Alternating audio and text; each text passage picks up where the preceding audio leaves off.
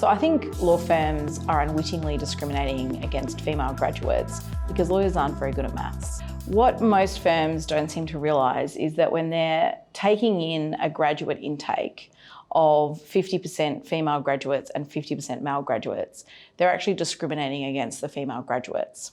Because what they've failed to take into account that of the law students coming out of university, at least 65% of them are female. So 65% of the students coming out of university are female, which means only 35% of them are male, but you're hiring your cohort 50% from the 35% and 50% from the 65%, you're actually discriminating against the females in that 65% cohort. That 65% is the best number. It might be 68, it might be 69, sometimes it's close to 70. So when we're looking at the firms, and it's the biggest firms that are trying to do the right thing by hiring 50-50, that seems like the right thing to do, that seems balanced, that seems equitable. They're thinking about things like wanting 50-50 female partnership, 50-50 equity split down the track, so it makes sense to hire for what you want the composition to be.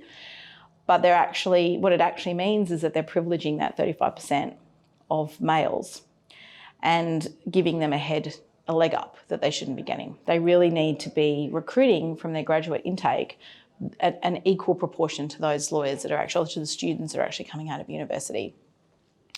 I also think that, and that's just a numbers game, I also think that they should be thinking about in an honest way when they're looking ahead and saying, well, we want 50-50 male-female partnership split, but you know that it's women who leave the law in much greater numbers.